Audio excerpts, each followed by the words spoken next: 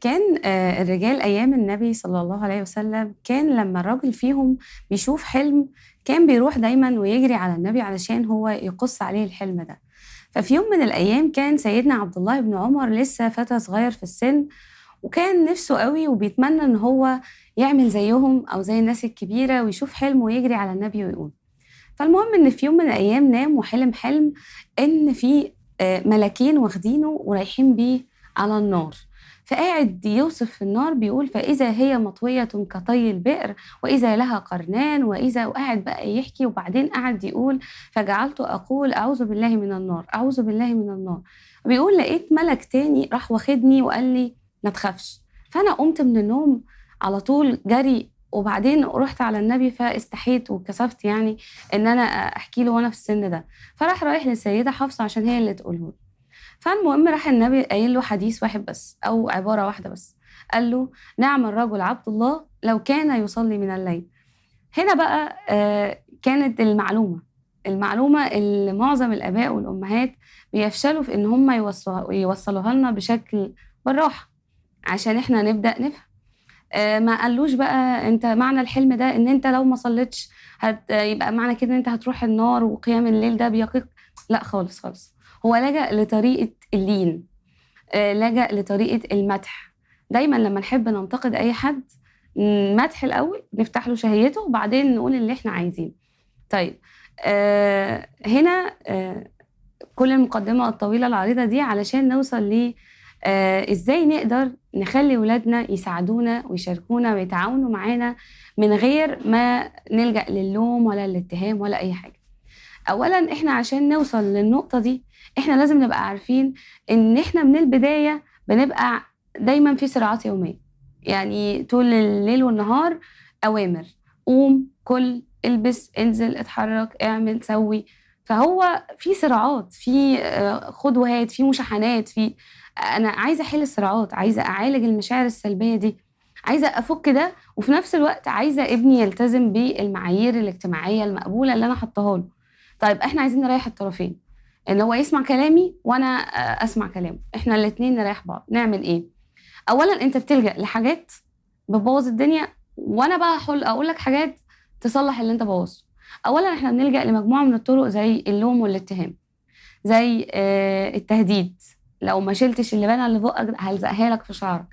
الأوامر، الزعيق، السخرية، دروس الأخلاق والنُصح طول ما أنتِ قاعدة عمّالة تقولي وتعيدي في نفس القصة تاني.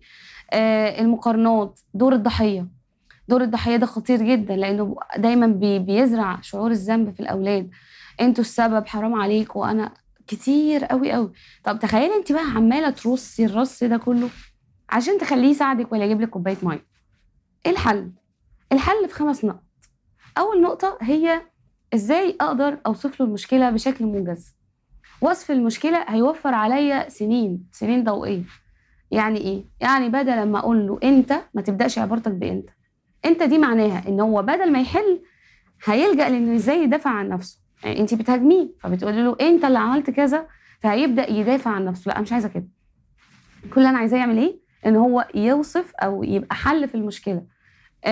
الحاجة دي وقعت، يالّا بينا نلمّها، يالّا بينا نرتّبها، يالّا بينا نعمل كذا. يبقى أنا هنا باوصف له المشكلة عشان يبدأ يرتّب الأفكار بتاعته ويفكّر فيها بشكل أسرع ويدّيني حل. طيب رقم 2 مهارة تقديم المعلومة. مهارة تقديم المعلومة دي مهارة مهمة جدًا، يعني كإن أنا بادّي ابني هدية كده وأنا مش واخدة بالي.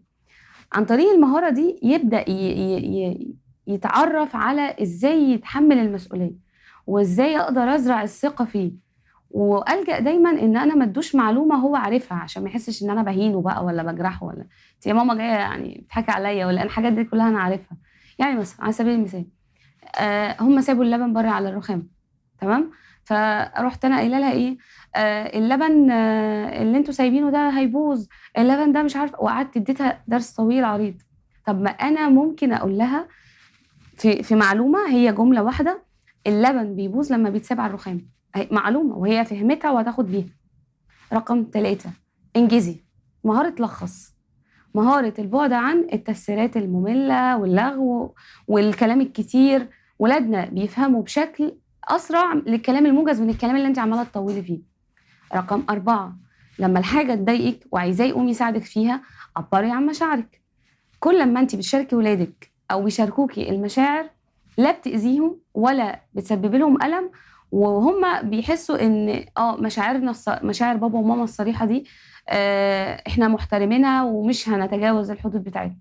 طيب، آخر حاجة فشلنا في ال4 خطوات دول، اكتبي نوت. عارفين انتوا نظام الجوابات؟ الجواب سيبيهوله على المكتب، استيكي نوت علقيه على التلاجة، اكتبي فيه الحاجات اللي انت نفسك تتعمل. مثلا يعني الأوضة مش متروقة، الأوضة نفسها تترتب، ليه؟ بطرق لطيفة جدا، بحيث ان انا ابني يعني يبقى اعمل له ترغيب. مش انت عايزة تعمله ترغيب؟